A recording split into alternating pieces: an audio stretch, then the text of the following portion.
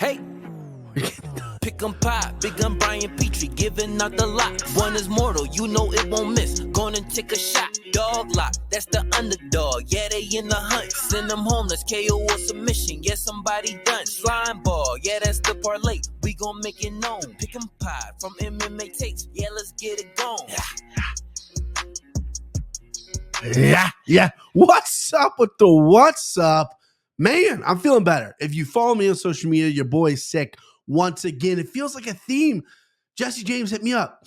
A follower, not, I know there's a couple famous Jesse James, not the famous one. Just a person that follows me on Twitter. They're like, dude, I don't want to be an asshole, but are you always sick? Every time I watch Hank Floor, you're sick. I used to never be. I grew up with migraines and I still have them. Got hit with migraines a lot, and an occasional cold. And then I got my 20s, a couple sinus infections here and there, but nothing crazy. I don't have allergies or anything like that. And then this past year, I don't know if it's from 35 to having kids to being 30, I'm 36 now, but the past year, COVID, second time I've had it, not this year, but I've had it, years ago. Second time I had COVID, the flu, first time ever in my life, the flu, now strep throat on top of a sinus infection. What is happening? Right? Sunday, do the pod with Andy Florian. Should have done this pod right afterwards. Felt a little tired. It's like, I'll do it Monday. Monday, voice starts going, right? Had a busy Monday, couldn't get it done. I'm like, you know what? No problem. Gonna do it Tuesday because the editing of these take a little bit longer. I'm getting better at it, but take a little bit longer. So I was like, Tuesday for sure. Tuesday was the worst day. I woke up feeling awful. Snowy outside here in Cincinnati. So I know my job was gonna suck, right? I'm out there delivering packages in the fucking snow, right?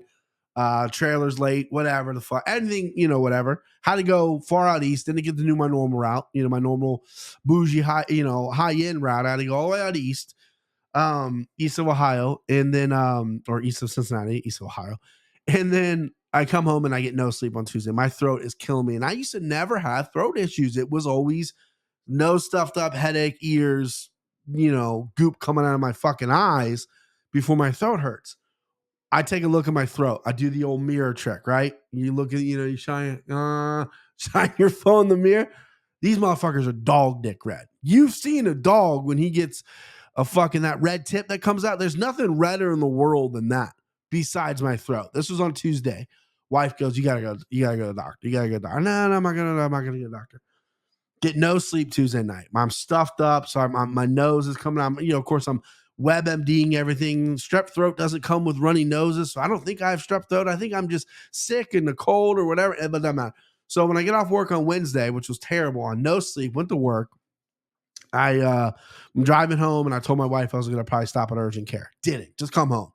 Just came home. I was like, I want to eat. I want to relax. I want to be with my family. She's got she's got a meeting with our tax guy to do our taxes for the year. So I'm like, I'm going to be with the kids, whatever, blah, blah. And I'm miserable. She gets home from the taxes. She looks at my throat again. She goes, it's redder. And it was literally like I was swallowing a knife. So I went to the urgent care, and lady was like, yeah, I don't know if it's strep throat, because I thought strep throat was for little fucking kids, man. I'm 36. Never had it before.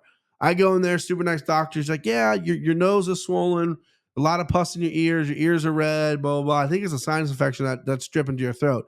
But let me just test you for strep anyway. Okay. Swabs me or whatever, leaves the room 15 minutes, comes back, says, yeah, you got strep and a sinus infection. So here's some antibiotics, blah, blah, blah. And I said, are you fucking kidding me? Are you kidding me? But second day, I took the antibiotics first time yesterday. Second day I'm on them, feeling a little bit better. My voice is definitely back. There might be a couple a couple whatevers. Try not to do it into the microphone, right? You'll see me on camera probably do that. I'm not editing that shit out because it could take way too long. But yeah, so there it is what it is, boys. It is what it is. I actually, Tuesday night, not being able to sleep is like my biggest problem. I used to deal with insomnia a little bit. I still take a while to fall asleep, but I'm getting better. And so not being able to sleep Tuesday night was probably the worst thing ever. I moved to the couch, I moved to the bed, I moved whatever. It was like 4:30 morning. I wake up at 5, right? I don't usually shower in the morning. I'm a night shower. Spot I go, I'm just going to shower, get some hot water on my face, my throat, and stuff like that. I'm gargling salt water like I'm a goddamn fish. Fucking Finding Nemo, just gargling salt water every 5 seconds. They say it's good for your throat. Cough drops, they don't do shit. I'm all worked up, but we got fights.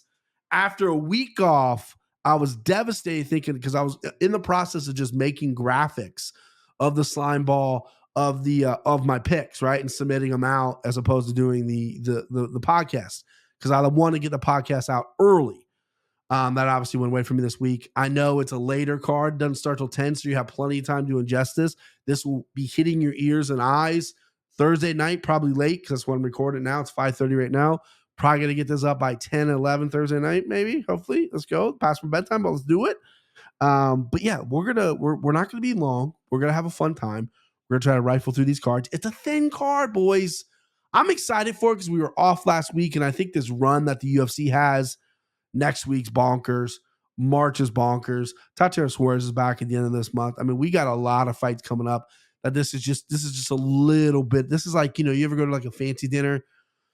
I'm acting like I have. I've only been to one, and they give you, it's like a 6-course meal. They give you like a pre-appetizer. This is a pre-appetizer to what we got. Even though next week's main event might be the main course. We're gonna switch some things up here. But you know what I mean. All right, wearing my UFC Fight Club shirt. They sent this to me after I bought floor seats. What? Okay, check it out. Pop, pop, pop. Whatever. I rep the brand. All right, next first fight of the night. God damn it. Tyra, a minus 1150 versus Jesus Aguilar, plus 750. I love Tyra. Anybody that's listening to the podcast knows I love Tyra. Last podcast, I almost bet him live, and he was a huge number. He's obviously grown almost. I have a 3-leg parlay for the end of the show, Slimeball parlay. I almost threw him on, but he gives you no value. It was this high, right? The best way to play him is by submission, inside the distance, something. Aguilar, I think, is not very good. I think they're really bringing Tyra along, right? And this is what you're going to hear from me a lot of this card, is I love when Asian MMA is thriving, Japanese, Korean. I love when that market is thriving. And the road to the UFC, which I didn't watch live, I have obviously since watched to prepare for this, was great. Seeing these really young, talented guys and interesting stories and coming out, and there's some amazing fighters in that part of the world, and I love that they're getting showcased here, and that's the reason they're on late, because they're showcasing to the the Asian markets, whatever, for the time, whatever. I think it's great, and Tyra's a star. Japanese MMA, when they have studs, I love it, because that brings me back to the old school pride. I mean, this is where martial arts started. Was in you can make an argument Asia and whole, but Japan especially. I like Tyra here. I'm not going to give you a fucking history lesson. Tyra, by whatever the fuck he wants. He's a submission guy. Maybe submission. Aguilar does have submissions on his record. Might be a battle of a dick swinging contest when it hits the ground, but I see Tyra leaps and bounds. I think he's very good. I think his kicks are good. He needs to be able to a little bit more of a killer at times. He's still very young, but I love his skills. And the skills pay the bills. Again, I'm bringing that back. Give me Tyra, minus 1150. Chalk City, find a prop, take him straight up if you want. If you're trying to do a lottery parlay, that's like a guaranteed win. I could sit here and give you this my mortal lock. I could sit here and be like, mortal lock, boys. Look at that. I'm the smartest guy in the world, mortal lock. But I'm not going to do that. But it's a pretty big lock there. Jung Park, minus 195 versus Dennis Tuliian. I can never pronounce this guy's name. Tuliian? There's one. I apologize. Tuliian. Plus 195, or excuse me, plus 165. So the Iron Turtle, Young Park, great nickname. Durables all get out, right? Used to be. Seems to kind of be falling behind a little bit here on the durability side. I don't know if he knows what he wants to be in there. Does he want to be a striker? Does he want to take you down? Does he want to grind you? He finished Joseph Holmes. Congratulations, last time out. Has a split decision win over Eric Anders. Boring. Got knocked out by Gregory Rodriguez, but in the Nchukwu fight, he stuttered a little bit. In the Anthony Hernandez fight early on, he got choked out. This guy used to be a brawler for KNDOC. Just used to just slang and bang because of his chin. Still has the ability to do that, but I just haven't seen it his past 2 times out. I know he got submission win over Joseph Holmes. So you're like, Brian, this guy's improving, he's evolving. This is what you want to see. Yeah, but I don't know how good it is because the caliber of the person he's doing it. Now he's going against a guy who likes to stand up exclusively. So Young Park's going to have to get this fight to the ground. How good is he going to be able to do that? Is he going to be tempted to throw some shots? Is he going to be tempted to get in there and mix it up because he wants the fucking Iron Turtle? I'm live, and my family in Korea are staying up for this right now. They're watching me. Don't go out bang on the second fight of the night. That's going to be a problem if he does. And I'm going to hope he does that because I'm taking the underdog here. I'm taking Dennis Tuliian plus 165. I like to chip away at him, right? Body kicks, leg kicks, slow Park down. Park's not some cardio machine. Tuliian has not looked good in UFC, but it's when the fight hits the mat, I think, he's a little bit of a lost puppy there. That fucking floor is lava, Dennis. Don't let it get there. And Young Park, I don't think has the skills to really get you there, but he can, let me rephrase that. He does have the skills to get you there, but if you've been working, and if you've been working on your tendencies of what you know that you are bad at, Dennis, right? I'm talking to you now, Dennis. I know you watch. Then you would be like, floor's lava, can't go there because you can pick this guy apart. I don't think Young Park has much on the feet. I don't think his stand-up is all that great. I think he's a little bit of a brawler. I think his durability has bailed him out at times. Cardio, nothing to write home about. I see Tuliian could pick him apart, and that's a big could. I'm not super confident in this fight, but we got to take some dog shots. There it is right there. Next up, Junyoung Kim versus Manny Bohm. Junyoung Kim minus 275, Manny Bohm plus 230. Trash fight. And I hate saying that because it's a women's fight. Everyone trashes the women's fight. Both these women just are not that good. They're just not that good. Junyoung Kim, who I think has decent skills, she's 9-6 overall. 9-6. Her last UFC win is back in 2019. Lexi lost to Grasso, Molly McCann, Priscilla Cachoeira, split decision over Josh Edwards. Molly McCann was on a hot streak, you get a pass. Alexa Grasso fighting for title, you get a pass. But man, Priscilla Cachoeira should not be beating you. Jocelyn Edwards, solid, split decision, close fight, really shouldn't be beating you. Antonia Shevchenko got you, and Podolova got you. You just ugly losses on a record. And then Manny Boom, who I don't think that has any UFC wins. Came in from Bellator, lost to Adrian Lipsky and lost to Victoria Laredo by decision. Again, we're going to have a height disparity here. We got 5'7" versus, I believe, 5'3", if I'm not mistaken. 5'7". Gosh, that is anti-Asian by me thinking the Asian fighter was shorter. Either way, I was on Bohm originally at plus 230, not gonna lie to you, because it was a throwaway fight. I said, fuck it, take the underdog, right? Both these women aren't very good. But you got to go with Junyoung Kim, even though she's on a little bit of a skid now, a lot of canceled fights, a lot of all this. She does have better skills, and she's fought better competition. So you got to give her to that. And I thought there would be a little bit of a size discrepancy. I was wrong. So give me Junyoung Kim there. But really a trash fight. And I'm sorry. I love females MMA. Why am I throwing S's on everything? That's what you do when you're sick. You throw S's on everything. That's like my mom. Chipotle's. You go Chipotle's, Penn Stations. She throws an S on everything. Junyoung Kim is the winner here. And I'm not going to bet it. 275 is kind of high for a fighter who hasn't won a fight in 4 years. Next up, Hong Young. Let me get excited here for a second here. Road to UFC tournament is about to start. These next 4 fights are the people that were in the tournament, fighters that were in the tournament. And we're starting on the 125 pound weight class. Hung Sung Park, minus 195 versus Suk Guk Choi. Both Korean fighters, plus 165 for Choi. Evenly matched up here. These are the two guys that I didn't get the best read on. I have reads on every other fight. These are the guys who I just didn't get the best read on. So Hung Sung Park, 2 finishes on the road to UFC. Punches round 1, rear naked choke round 1. You look at his record, a lot of rear naked chokes, a lot of strikes. His one loss was an exhibition, or excuse me, it was kickboxing by decision. Undefeated in MMA, solid prospect, 27 years old. Not the youngest bird in the nest, but he is what he is. The thing is, Sung Guk Choi, 26 years old. This guy's coming off 2 decision wins on the road to UFC, and he's more of a grappler, judo base out of Korea at 125. So you're giving me, and we've seen historically, Stun Gun Kim. That motherfucker came in and threw everyone on his head. Great judo, right? This guy comes from the same camp, Korean top team, and he showed him that. He showed he has some decent judo. I don't know if he has the chops like a Young Kim. I just love saying Young Kim, Stun Gun. This is an evenly matched fight. Whenever you give me an evenly matched fight, I'm going to take the underdog. So what I'm going to do here, I'm going to go Guk Choi, plus 165. I think this is going to go to decision. I think, you got Park, who, coming off 2 first-round finishes, is a finisher himself. But if Choi could slow this fight down and implement his game and grapple it up and keep distance and really watch the explosiveness and just obviously watch him get your back. He's got a great rear naked choke. Watch all those things because I do think Park is very well rounded.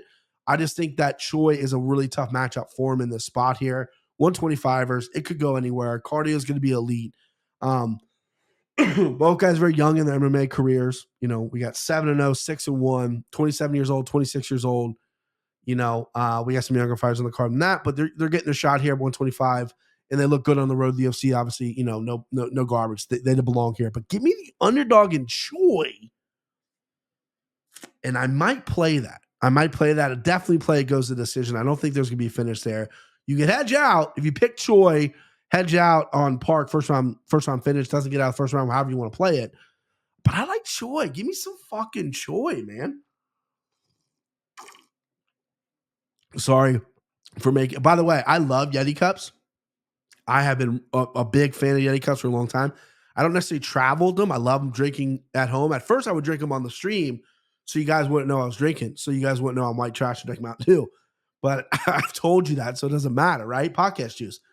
But this is my wife's, and it's like the bigger one. I prefer like the Ramblers, Tumblers, whatever they're called, smaller ones, and they're all dirty right now. So I need to get like just a plethora of I need to get MMA takes. Huh? MMA takes? Fucking, what about it? MMA takes. I could be one of those fucking guys, those touts that go, hey, I gave you some winners this week. Hit up my Venmo. Hit up my PayPal, send a little love. So it's like, I got you winners. My content's free, but I got you winners. Go buy me a Yeti. You know, fuck off. Fuck you. Thank you for watching. You don't need to do me. You don't need to fucking do me any favors. Except watch this next guy, Rinya Nakamura, minus 120 or 125. I fucking wish. 425 versus Toshomi Kazamaza, right? Kazamaza plus 330. Goddamn, 340. Brain is mush. I'm high on Nakamura. I think this guy's the most talented guy in the show. Sick wrestling background, killer in there, dyes his hair blonde, which you know I fucking love. Submitted a guy with Americana, hammerlock, whatever you want to call it. That doesn't happen to high level MMA. So whoever he was in there, that guy's a bum. That's a bum submission. You get tapped out by that, you're a bum. I mean, listen, you just don't get tapped out by that. But this guy is big, fierce, strong at 135. Good wrestler. Now he's fighting a guy who likes to pull guard. He's fighting a guy who likes being on the ground. Nakamura, though, traditionally these guys that wrestle their whole lives, they like to slang and bang, and that's exactly, he loves finishing on feet. He loves fucking wrecking havoc on the feet. Kazama is going to pull guard, and I think he does have some good submissions, but I don't think he's all that great on the ground. I think the wrestler's base, I've always said the best base for MMA is wrestling, and this guy's been wrestling his whole life. I don't think he's going to have a problem playing in the guard of Kazama here. I think he's going to butcher through that guard, hot knife through fucking butter if he wanted to, but I do think he's going to stand up. I like first round knockout. You can juicy that a little bit. Minus 425 for a guy you've never heard of. 27 years old, 6-0, wrestled of his life, come to UFC, but he's fought all over the world. COVID kind of put a stamp on some of his trap, but he's fought in Dubai. He's fought everywhere. This kid's legit. This kid's the most legit prospect off the I keep saying contender series, road to UFC.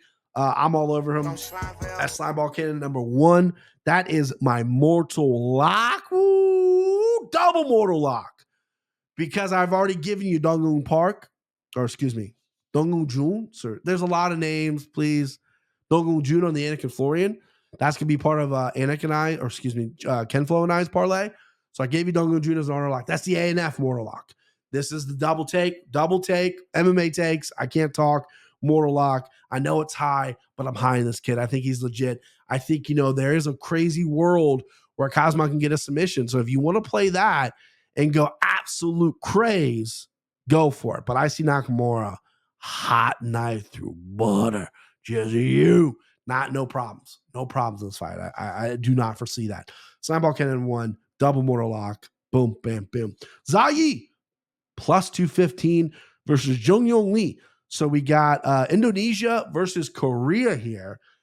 Zayi's interesting to me, right? He's a guy who I think's good. He has a good record. He's fought some really good competition. Not so good competition, but he's got a lot of experience. 21-3 coming from Indonesia. You know, you're fighting the who's who and you're fighting the fucking nobodies, right? A lot of finishes, a lot of multiple ways. Triangle choke, armbar, rear naked choke, decision, KO. He's been heel hooked one time. He's been KO'd one time. He's been in there. He's plus 215. This is the most experienced guy on the road to the UFC. He's 26 years old, 5'7", Imbo Fight Club, fighting out of China. I thought, I thought he was Indonesian. That's my apologies. Fighting out of China. Excuse me. I thought that was the Indonesian flag. The next fighter is fighting out of Indonesia. And then you got Jung Lee, who historically, he's 27 years old here. Good record, look good in on the Contender Series. This guy finished you. Slick arm bar. Pop. I think broke the guy's arm. Right hook all in the first round. Last fight before the road to the UFC, knockout 10 seconds. He's been in decision twice, 3 times. Lost once, won twice. One was by a split decision against a trash person. That was back in 2016. Been around for a little bit. Hasn't been the most active guy in the world. I'm assuming since he's 27 years old, he's been fighting since 2014 was his first pro fight. I have to imagine that he did do his mandatory military service that the Korean fighters have to do. He's 9-1, and he's got a big number next to his name because of the early finishes. But what happens when this Chinese vet, Yi, gets it out of the first round? What does Jung Lee have then? What does he got, right? The Korean Tiger is his nickname. I fucking love it. I got tigers on my arm, babe. But what if Yi gets it out of the first round? This guy's 21-3, most experience, right? Doubles up on this guy's fights. He's fighting everyone. Has finishes every which way. Looked good on the road to UFC. Stumbled once in one fight against a very good guy, but looked fairly good. Didn't lose, but looked good. What happens? What happens? Hello? Okay, this is Dog. Okay, the dog. You take the dog shot is what happens. Play Jung Lee first round and then a run. Get your money. Because I'm telling you, Yi coming second and third round, it's going to be a nightmare, right? I'm picking him out, right? I obviously will probably play it live come Saturday night, Sunday morning. If I'm sitting there, I'll be awake, but you know what I mean. Give me Yi, underdog shot there, plus 215. I love it. Line might be climbing once some of the general public and some people maybe start watching the road to UFC because it's very good on UFC Fight Pass. Be a UFC Fight Club member. Listen to this shirt. Next up, this is the fight that a lot of people are split on that kind of split my mind here. Ansel Jubilee. He is minus 105 versus Jaca Sarah. He is a minus 115. So there's a couple people I follow on Twitter that are really, really sharp with the prospects. They know prospects from all over the world, right? That's their bread and butter in the UFC, or excuse me, in the MMA space. Really know how to recruit prospects. I'm not on their level. I don't go the deep dive in on a lot of these, right? If they pop to UFC, they pop to Bellator, pop to PFL, I'll go back. But I never catch guys super early unless it's like, an obvious one, right? So a guy I respect put Ansel Jubilee right in the middle of the pack of the road to UFC guys. And Jaca, who he's fighting, who's a slight underdog now, he put him last. Ansel Jubilee's a guy, he's interesting because he only fought once on the road to UFC. His opponent pulled out or canceled or whatever. Split decision winning, gassed out bad. This is a guy who fights out of India, right? India, the only Indian fighter. I don't know if he was the only Indian fighter in the tournament, but the only one that obviously made it to the finals. He's admitted, I only train boxing and wrestling. I don't do anything else. I'm limited. I'm 6-0. He was going on what he doesn't do. He was going on about how he's going to get better and, make money and do this and do that. Interesting stuff. Tough as nails. His corner is very good. His corner gets him focused. That's what his corner really helped him win that last fight. Split decision win, close fight. He won the first round. Second round was up in the air. I think he lost the third round, but as tired as he was, he kept going for it. And then you got Jaca, who the guy that I'm referring to, I wish I could remember his name on the top of my head because I would give him a shout out. I'm not trying to be fucking hiding this guy. He's great on social media. I wish I fucking could remember his name. I apologize for not remembering your name off the top of my head. He had Jaca last, right? And then I don't see that when I see Jaca. I see Jaca as a guy who's fought a lot of people, a lot of nobodies. But on the road to UFC, knockout round 1, knockout round 3. Proven to have knockout ability as the fight goes. Big, powerful guy. Technique, chin's a little, right? It's been submitted one time, but he has a couple rear naked chokes on his record as well. The ground game is like, oh, that's where he's going to struggle. You get him to the ground, he's struggling. He does have an okay ground game. He's got a lot of rear naked chokes again, but the competition is not good. The competition is not good, right? Road to the UFC, he fought some good competition, and he finished both of them. Spinning back fist was amazing, and then that straight right hand was just powerful. The guy's got power. Jubilee is basic, just basic. You know what I mean? Like you go to a boxing coach, and they're like, all right, 1, 2, and you're doing 1-2s for like weeks. He's not past the 1, 2, 3 yet. You know, the 1, 2, 3 left hook, right? Jab, right hand, left hook. He's not past that yet. That's all he throws. A little bit of kicks, a little bit of wrestling, a lot of heart. That's what got him here. But Jaca has more weapons. But he leaves himself open quite a bit. I don't think Jubilee has huge power. I'm worried about the ground game. Jubilee could take this fight to the ground.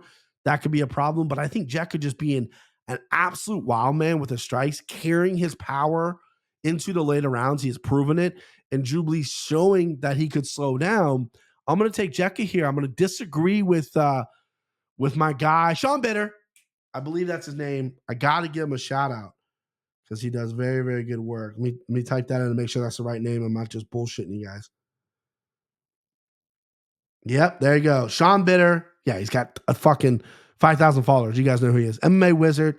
Sean Bitter was the one that I read it. Great stuff from him at the MMA Wizard on Twitter. He was the one that had Jaca rest. I'm going to disagree with him because I think Jaca, when the longer this fight goes, he's going to have that power, right?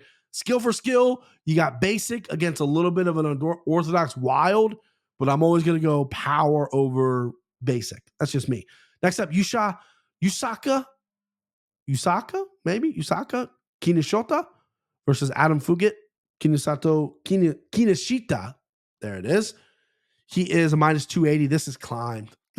Boys. I got these lines when I thought I was going to do it on Monday or Tuesday. This is climb. He's fighting Adam Fugitt, who I had him at plus 235. Let's check DraftKings Sportsbook and see what we got right now. Because I'm telling you, this climbed on us. Yeah, 325 for Kinoshita. Fugitt plus 270. Yeah, so he's climbed for his plus 235 from the other day. So everyone's nicknaming him the Japanese McGregor. He's a wild man. He fought in the Contender Series. He fought a guy who was like 8 foot tall, knocked him out. 6-1, big power. I think his one loss is a bullshit loss, right? It's just he got disqualified. Yeah, grabbing the cage. He got disqualified. Everything else was he's got a submission win and then just knockouts, right? Knocked out literally Jose Henrique Souza, 5-1, not the biggest prospect in the world, but he's 6'3". And Kinoshita is listed at 6 foot. Okay, so I don't think he's the most undersized guy in the world. And Adam Fugitt, this guy comes in, he seems like Fugazi. You had to do it with a last name like that. Coming out of Oregon, 34 years old. I believe he doesn't have a UFC win. He does not. Had one fight in the LFA, so he can claim LFA. He beat up Solomon Renfro, who, is a good prospect, but maybe not a good prospect, but a name that he's flirted with the UFC. He knocked him out in round 1. That got him a shot to the UFC. Michael Morales, listen, that's not easy to go against Michael Morales. That kid's a stud. Took him to round 3, probably won the first round. There is some wrestling ability there. But here's what the ability is, too. He's been knocked out twice. Kinoshita, primetime Asian spot here. Already was on the Contender Series. This guy's going out and knocking you out. Caitlin Hill knocked Adam Fugitt out back in 2018. Caitlin Hill's 4-2. Caitlin Hill, I think I know this guy's name. Oh, yeah, on the Contender Series. Impa Kasada and I got him. Knocked him out. He has a Kimura win over a 9-10, 3-2, 4-2, bunch of cancel fights. Gets a Solomon Renfro in the LFA at 34 years old, and then knocks him out in round 1, then gets a Morales fight. So I'm just not blown away. I see people taking him as a dog shot here, but that's Slimeball cannon number 2, baby. Kinoshita, too fast, too powerful. A little worried for the takedown the fence. But we're gonna rock with it. Kinoshita for the win, for the send him home as well. That's what sent him home. Got to get a fucking sound tag for that. Send him home, baby. The Korean Superboy is back. Do Choi versus Kyle Nelson. I already broke this fight down to Anakin Florian. Don't want to bore you. I got Do Choi. That was an early bet of mine. I did not take any props. I think Do Choi by knockout second, third round. Kyle Nelson very tough in that first round. Tends to slow down. He seems to be fixing that. Do Choi slows down as well. Always dominates the first round. He's been off for a little bit. It's still up in the air if he did the Korean military service or not. We'll obviously find out on a broadcast. Either way, he's been off. Hopefully sharpening his skills. I think this kid, if he had a little bit of a defense and he had a little bit of durability, he'd be a real problem because his stand-up is very, very good. It's crisp, it's clean, it's powerful, he's aggressive. Defensively, he's a liability, and Kyle Nelson's going to be a step behind. Kyle Nelson can land a fight. He's got that dog in him, right? He got brought in to get slaughtered here. Do Choi's fought better competition. Hopefully he takes all that shit out of his head. I've been out for however many years. I got to go and slaughter this guy. I think he will. Early bet for me. Do Choi.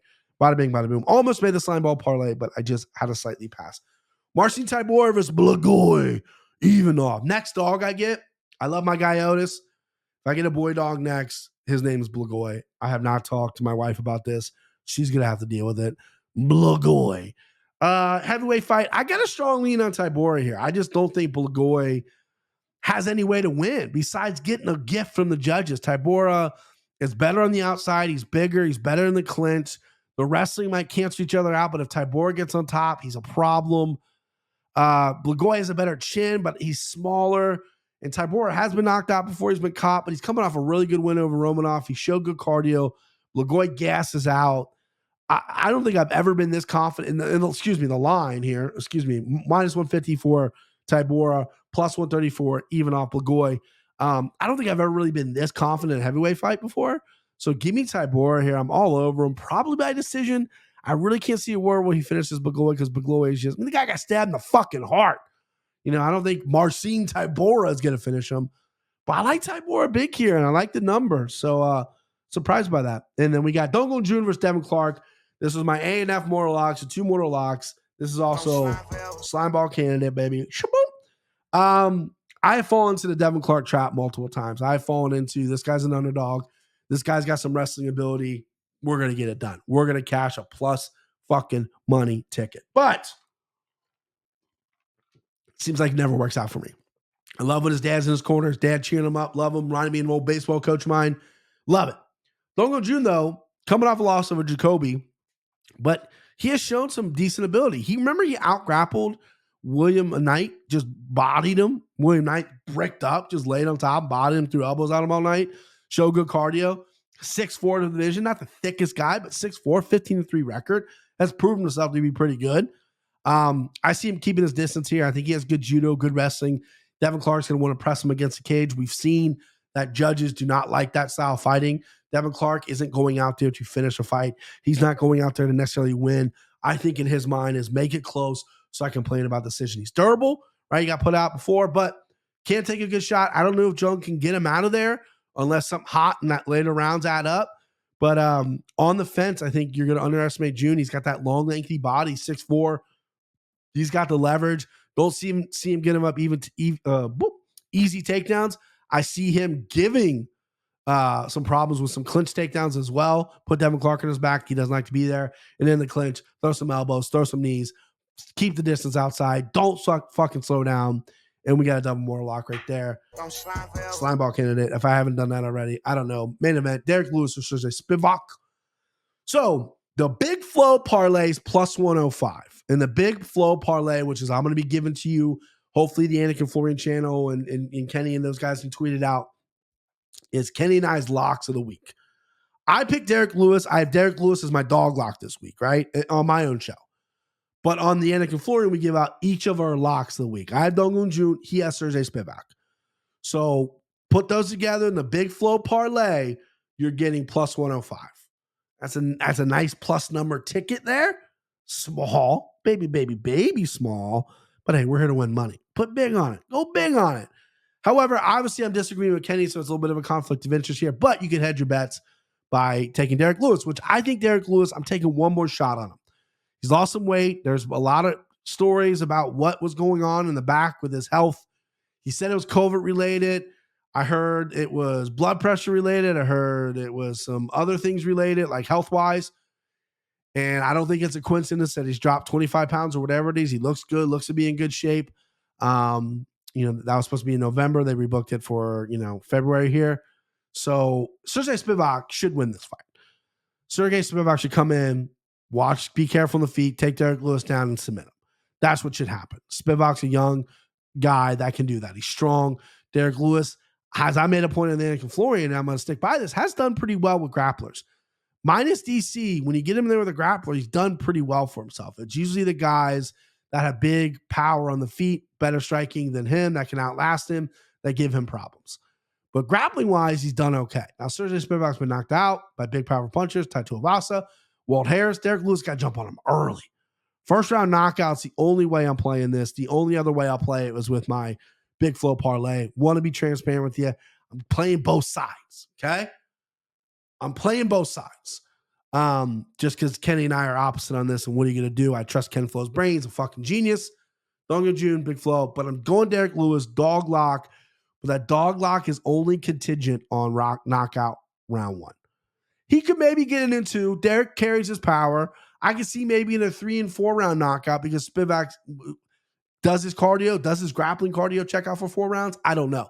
Derek Lewis has a tendency to get taken down and just kind of lay there, don't do anything, explode to get up. He's very deceiving, but his power carries throughout. Spivak, in my opinion, is going to want to end this early, and Derek's going to want to end it early. So we're going to see what the fuck happens.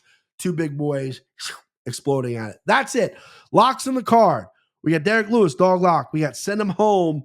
You saw Kinoshita, keep pronouncing his name. And then my double mortal lock. You got Rinya Nakamura. Is that Kenya or Rinya? Rinya Nakamura, stud. And then you got Dongun Jun, A&F mortal lock as well. So 2 mortal locks. Slimeball parlay. Already gave you the Big Flow parlay. Slimeball parlay. Not as juicy as I want it, but it's got a samurai theme. The Asian markets. These Asian fighters are incredible on here. We need a fucking shot of Asian energy into the UFC, and I'm hoping these guys pull through. So I got 3 Asian fighters for the Samurai Slimeball parlay. Dongunju, my lock. Yusaku Kinoshita. I'm going to learn how to pronounce his name. And then Rinya Nakamura. That doesn't fucking lose. Plus 127. So let's up the units here. Let's go 2, creep into 3 units. Get your money. Say deuces. Thank you, BP. That's what it is. On the screen right now, the Samurai Slimeball parlay for this weekend's Road to the UFC Finals. That's who it is. All right, that's the show. Sorry I'm delayed. My voice held up way better than I thought. Antibiotics. Hey, thank you.